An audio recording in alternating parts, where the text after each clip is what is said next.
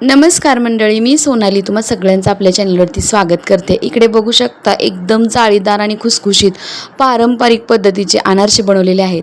कशासाठी बनवलेत माहीत आहेत का? अधिक मास चालू झालेला आहे आणि अधिक मासामध्ये जावयाला धोंडे ताट आपण दान देत असतो। त्या ताटामध्ये मानाचा पदार्थ म्हणजे अनारसा, त्यासोबत धोंड्याबरोबर अनारशाला तितकाच मान आहे। त्यामुळे आपण पारंपरिक पद्धतीने अनारसे कसे बनवायचे हे पाहणार आहोत।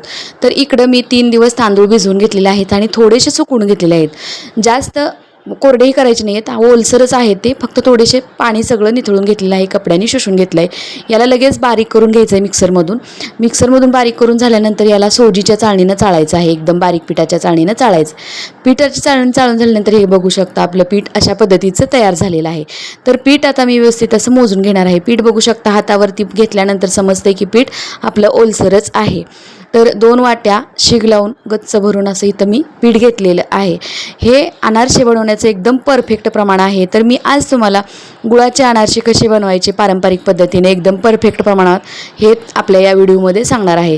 तर 2 वाट्या पिठासाठी मी इथं 1 वाटी गूळ घेतलेला आहे। तर 2 वाट्या पिठामध्ये इथं आपण 1 वाटी गूळ मिक्स केलेला आहे। हे परफेक्ट प्रमाण आहे अनारशासाठी। थोडंसं आणखीन तुम्हाला गूळ ॲड करायचं असला करू शकता, पण काय होईल, जर हे प्रमाण बिघडलं ना तर आपलं हे पीठ जे आहे ते थोडंसं पातळ होईल, मग आपल्याला नंतर वेगळं पीठ मिक्स करावं लागेल। तर तसे अनारसे थोडेसे फसले जातात, त्यामुळे 2 वाटी पिठाला 1 वाटी गूळ हे अगदी परफेक्ट प्रमाण आहे। गूळ व्यवस्थित पिठामध्ये मिक्स करून घेतल्यानंतर हे पीठ जे आहे ते मिक्सरमधून थोडं थोडं पल्स मोडवरती फिरवून ह्यात गूळ आणि पीठ व्यवस्थित एकजीव करून घेतले। हे बघू शकता, अशा पद्धतीचं पीठ तयार झालं। म्हणजे काय होतं, हाताने चुरायची सुद्धा मेहनत वाचते आपली आणि मिक्सरमध्ये पटकन असं आपलं हे गूळ व्यवस्थित मिक्स होतो। तर हे बघा, या पद्धतीनं आपण हे सगळं पीठ मिक्सरमधून पल्स मोडवरती फिरवून सगळं पीठ आपण व्यवस्थित असं हे मिक्स करून घेतलेलं आहे, गूळ आणि पीठ। तर हे पीठ अशा पद्धतीचं तयार झालेलं आहे। तर आपला चिक्की गुळ असल्यामुळं गुळाला मस्त असं पाणी सुटल्यासारखा असा एकदम चिकट गुळ आहे, त्यामुळे गूळ पण व्यवस्थित पिठामध्ये मिक्स झाला आहे आणि हातानेच आहे असा याचा गोळा बनवलेला आहे। बरं, इथं अनारशाचं पीठ मळताना इथं आपण कुठल्याही प्रकारचं पाणी वेगळं वापरलेलं नाही आहे। त्यासाठी सांगते, तर तांदूळ जास्त जर तुम्ही कोरडे केले तर वरून थोडंसं दूध किंवा आपल्याला केळ घालावं लागतं यामध्ये, त्यामुळे थोडेसे तांदूळ सुकले की लगेच पीठ करायला घ्यायचं, म्हणजे पीठसुद्धा पटकन बारीक होतं। तर सगळं पीठ आपण व्यवस्थित असं एकजीव करून घेतलेलं आहे। हे बघा, याचा गोळा तयार करून घेतला। आता हा तयार करून घेतलेला गोळा जो आहे तो आपण एका हवाबंद डब्यामध्ये ठेवून द्यायचा आहे। तर हा तयार करून घेतलेला गोळा हवाबंद डब्यामध्ये ठेवून द्यायचा आणि 2 दिवस हे पीठ आपलं अनारशाचं भिजवून घ्यायचं।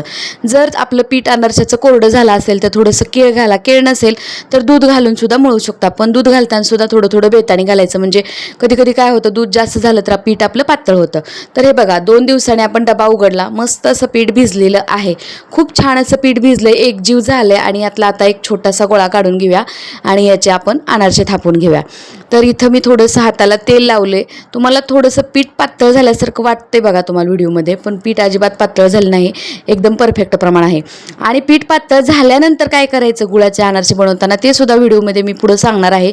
ती खूप महत्त्वाची टिप आहे, कारण बऱ्याच जणांना असं वाटतं गूळ मिक्स केल्यानंतर की गूळ जास्त झाला आणि पीठ पातळ झालं तर आता काय करायचं, आता पीठ बिघडलं, असं काहीही नसतं। त्याची एक ट्रिक आहे, ती मी तुम्हाला शेअर करते तुमच्यासोबत। तर यातला एक छोटासा गोळा काढून घेतला, हातावरती व्यवस्थित पसरून घेतला, थोडीशी खसखस घेतली इथं टिश्यू पेपरवरती, खसखस पसरवून घ्यायची व्यवस्थित, पसरली खसखस तर हा थापून घेतलेला गोळा जो आहे तो बोटाच्या मदतीनं व्यवस्थित असा पसरवून घ्यायचा। हे बघा, व्हिडिओमध्ये दाखवल्या पद्धतीनं असे हातावरती हे अनारसे मी थापून घेणार आहे। बघू शकता, इथं मी टिश्यू पेपर वापरला आहे। टिश्यू पेपर नसेल तर आपला वहीचा कागद वगैरे वापरला तरीसुद्धा चालेल, फक्त पेपर वापरू नका, कारण पेपरची शाई आपल्या याला लागू शकते, किंवा कॅरी बॅगवरती सुद्धा तुम्ही थापू शकता। तर पाहिजे त्या आकाराची इथं आपण अनारसा बनवून घेत आहे। तर मीडियम साईजचा मी इथं अनारसा बनवून घेत आहे, जास्त जाडसुद्धा अनारसे बनवायचे नाही आहेत। हे बघा, जास्त पातळही नको आणि जास्त जाडही नको, असा अनारसा इथं मी इथं थापून घेतलेला आहे। खूप छान असा अनारसा तयार झालेला आहे, एकदम पारंपरिक पद्धत आहे आणि यात काहीही अवघड नाही आहे। बऱ्याच जणांना अनारसे बनवणे हे खूप अवघड वाटतं, दिवाळीच्या वेळेस सुद्धा बरेच जण पीठ विकत आणतात, पण घरी ना अगदी इझिली पीठ तयार होतं, विकत आणायची काहीही गरज नाही आहे। तर अनारसे तेलामध्ये सोडले, खालची बाजू जी आहे ती खाली तेलामध्ये सोडायची, खसखशीची बाजू वरती करायची आणि व्यवस्थित असे हे अनारसे तळून घ्यायचे। हे बघा, वरती तेल सोडून मस्त अशी अनारशाला जाळी पडलेली आहे, बघू शकता, टम्म असे हे फुगलेले आहेत अनारसे। हे बघा, जाळीदार अनारसे तयार झालेले आहेत, तळून घेतले। आता याला एका चाळणीमध्ये काढून घ्यायचं आहे. बघा मस्त असं जाळीदार अनारसा तयार झालेला आहे. हे बघा खूप छान व्यवस्थित तेल नितळून घ्यायचं आणि चाळणीमध्ये काढून घ्यायचे. अशाच पद्धतीने बाकीचे सगळे अनारसे आपण तयार करून घेणार आहोत. हे बघा मस्त. आणि कलरसुद्धा जास्त डार्क काढायचं नाही आहे, कारण तेलातून काढल्यानंतर सुद्धा अनारशाची तळण्याची प्रोसेस चालू असते. अशा पद्धतीने मी इथं सगळे अनारसे तयार करून घेतलेले आहेत. मस्त अगदी जाळीदार झालेले आहेत आणि खुसखुशीतसुद्धा झालेले आहेत. तर फक्त अधिक मासासाठीच नाही आहे, दिवाळीतसुद्धा तुम्ही अशा पद्धतीनं अनारसे बनवू शकता. मस्त असे जाळीदार अनारसे तयार झाले. रेसिपी एकदम साधी सोपी आहे, कोणालाही करता येईल अशी रेसिपी आहे. माझं लग्न झालं तेव्हा मला अनारसे बनवता येत नव्हते, पण सासूबाईच्या मदतीनं मी आता खूप छान आणि उत्तम अनारसे बनवते. मला सासूबाईने अगदी परफेक्ट अनारसे बनवायला शिकवलेले आहेत. तसंच आपण प्रयत्न केला तर आपल्याला पदार्थही आपोआप येतात. त्यामुळे कधीही कुठला पदार्थ करत असताना मनापासून करायचा म्हणजे तो हमखास आपल्याला येतो. बरं, तुम्हाला अनारसे बनवताना कोणतीही शंका वाटली तर नक्की मला या व्हिडिओच्या कमेंटमध्ये विचारा. मी नक्कीच तुमच्या प्रश्नाचं उत्तर देण्याचा प्रयत्न करेल. आणि हो, रेसिपी तुम्हाला आवडली असेल ना तर एक लाईक नक्की ठोकावं. लाईक ठोकल्यानंतर तिथं हाईपचं सुद्धा फीचर आलेलं आहे. हाईपसुद्धा नक्की करा, म्हणजे मला तुमचा सपोर्ट तेवढाच मिळेल. तर चला मंडळी, माझी रेसिपी तुम्हाला कशी वाटली मला कमेंट करून नक्की सांगा. चॅनेलवर नवीन असाल तर व्हिडिओला लाईक, शेअर आणि चॅनेलला सबस्क्राईब जरूर करा.